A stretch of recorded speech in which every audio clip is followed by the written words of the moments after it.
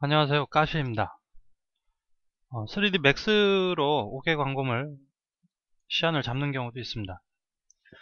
저의 경우가 그러한데 저 같은 분들이 아마 좀 많이 있을 거예요. 그리고 맥스를 통해서 광고물 시안을 좀 더 멋있게 잡고 싶으신 분들도 분명히 있을 거예요. 그래서 이제 맥스를 배우려고 하시는 분들도 있을 건데, 제가 블로그나 유튜브에다가 지금 레퍼런스 강좌를 올리고 있긴 한데, 강좌가 좀 너무 파고 들어가다 보니까 좀 지루하기도 해서 그와 병행해서 이렇게 팁식으로 짧게 제가 주로 사용하는 것들에 대해서 한번 올려볼까 합니다. 처음으로 올리는 건데, 이번에 이제 채널 문자를 한번 만들어 볼게요. 이런 형태의 채널 문자입니다. 보시면은 알루미늄 채널이라고 볼 수가 있겠죠. 입체 부분과 트림 부분이 있고, 앞에 발광면, PC나 아크릴을 써서 이런 부분 표시를 해줄 수가 있습니다. 이것들을 만드는 방법을 짧게 한번 보여드리고, 나중에 재질을 부여하기 위해서 면을 세 가지 부분으로 되어 있죠. 지금 입체 부분, 트림 부분, 면 부분으로 되어 있는데, 재질 아이디를 할당하는 방법까지만 설명을 한번 드려보겠습니다.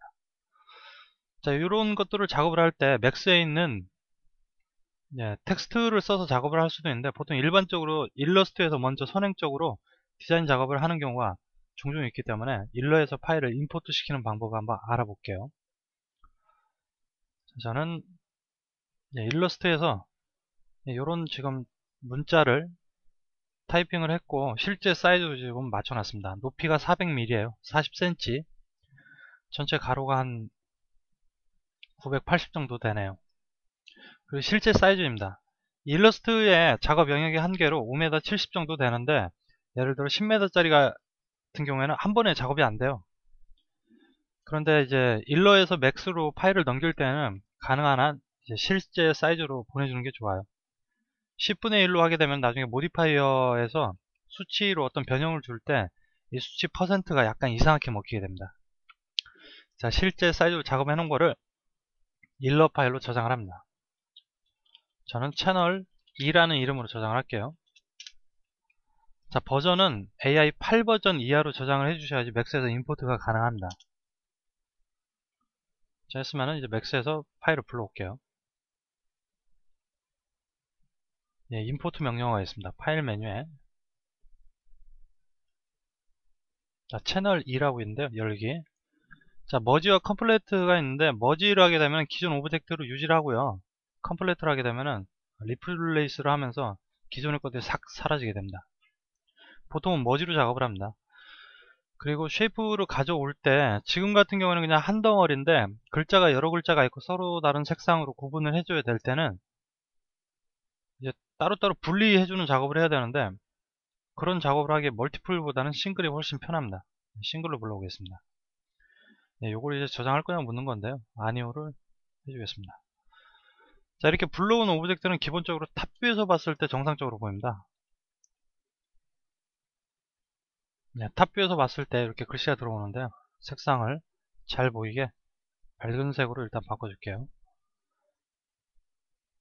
여기 실제 높이가 일러에서 갖고 온 그대로예요. 사이즈가 1대1로 갖고 왔기 때문에 이게 채널 문자가 아니고 스카시 문자인 경우에는 간단하게 모디파이어해서 익스트루드 적용해주면 되는데, 지금 일단 탑뷰에서 지금 정렬이 되어 있기 때문에 이거를 돌려주겠습니다. 프론트 뷰에서 앵글 스냅을 활성화를 하고 돌려주면은 위에 수치가 이제 90이 되면은 마우스를 떼줍니다.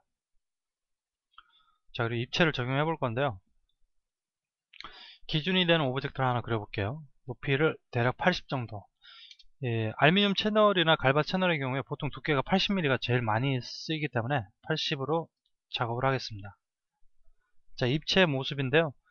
라인 툴을 이용을 해서 밑에 부분에서 위로 그려줍니다.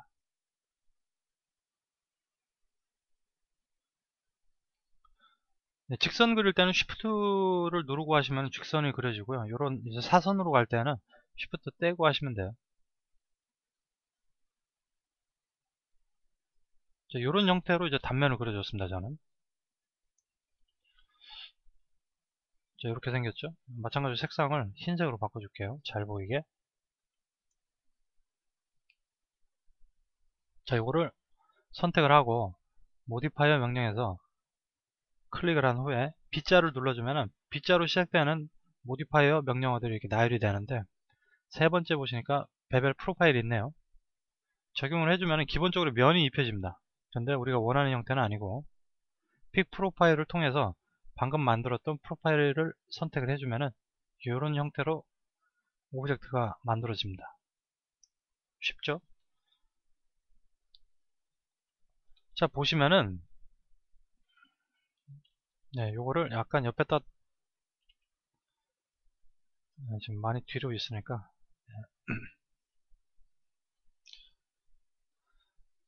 자, 이 부분의 길이가 바로 이제 입체의 길이가 되는 거예요. 네.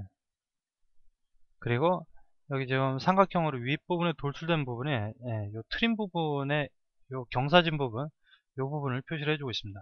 예를 들어 여기를 잡고 늘리게 되면은 보신 바처럼 이렇게 형태가 변형이 되죠.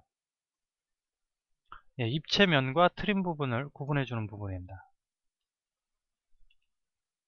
자, 이거를 이제 잡고 늘려보면 이렇게 됩니다. 약간 더 디테일하게 작업을 하기 위해서 이 부분과 이 부분에 챔퍼를 줄 수도 있고 1.5 정도 주면 이렇게 되죠. 필렛을 줄 수도 있습니다. 1 정도만 줘볼게요. 훨씬 좀 디테일하게 모양이 바뀌었죠. 이렇게 됐습니다.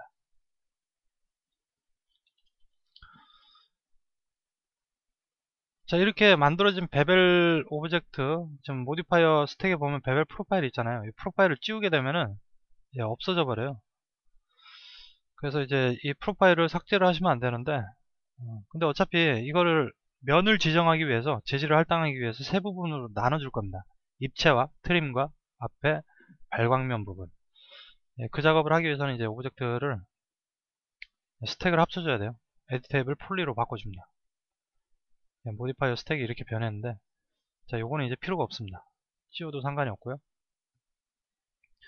선택을 해서 서브 오브젝트 레벨에서 폴리곤을 선택을 하고 컨트롤 A를 누르게 되면 전체가 선택이 됩니다.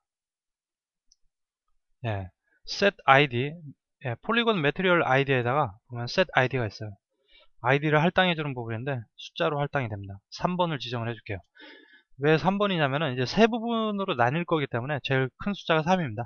3을 지정을 해주고 탑뷰로 가서 Z를 눌러서 이렇게 표시를 하고 요만큼만 선택을 해줍니다. 물론 여기 이제 앞부분이 같이 포함이 되긴 했는데 앞부분을 따로 재질을 아이디를 할당을 해줄 거기 때문에 이 부분 지금 선택된 거를 2번을 주고 엔터를 쳐줍니다. 자, 그리고 디셀렉트 빈 공간을 클릭을 해서 디셀렉트를 하시고 컨트롤을 누르고 이제 앞부분만 선택을 해줘요. 이렇게 이 부분은 2를 지정을 해줍니다. 엔터 하게 되면은, 자, 셀렉트 아이디에다 2를 누르시고 이걸 눌러보시면은 제대로 면이 선택된 걸 볼 수가 있어요. 앞부분이 빠졌죠. 3번을 하고 눌러보시면은 입체 부분만 선택이 됩니다. 자, 재질 아이디까지 이제 다 설정이 됐으니까 재질 편집기에다가 재질을 설정을 해줄게요. 키보드 M을 눌러서 재질 편집기를 꺼내시고, 자, 요걸로 지정을 하겠습니다. 저는 렌더러를 이제 V-Ray 렌더러를 쓰고 있습니다. 그래서 이제 V-Ray 재질이 기본으로 되어 있는데요. 요거를 선택을 하고 Assign Material을 적용을 해줍니다. 재질이 하나만 되어 있기 때문에 요걸 이제 3개로 만들어 줄게요. V-Ray Material을 클릭을 해서 멀티 서브 오브젝트를 선택을 해주고 OK 버튼을 눌러줍니다. 디스카드와 킵이 나타나게 되는데 지금 뭐 큰 의미는 없는데 어쨌든 V-Ray 재질을 가지고 갈 거니까 킵으로 하겠습니다. OK.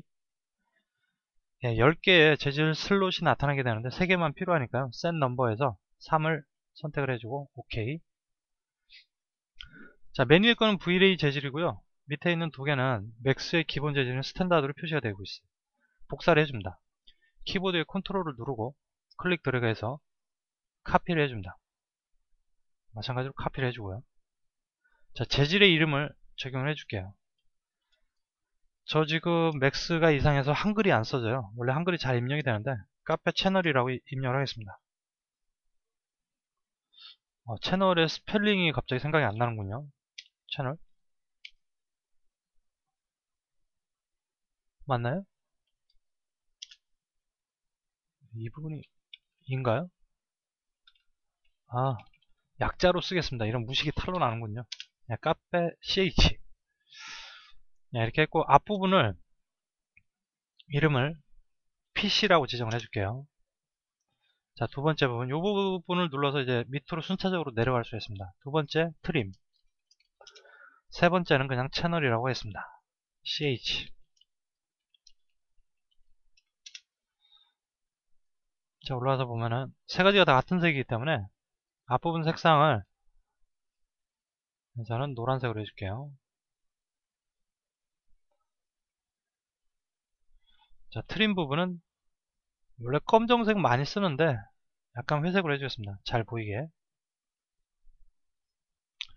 자, 세 번째 입체 부분은 그냥 완전히 흰색으로 해주겠습니다.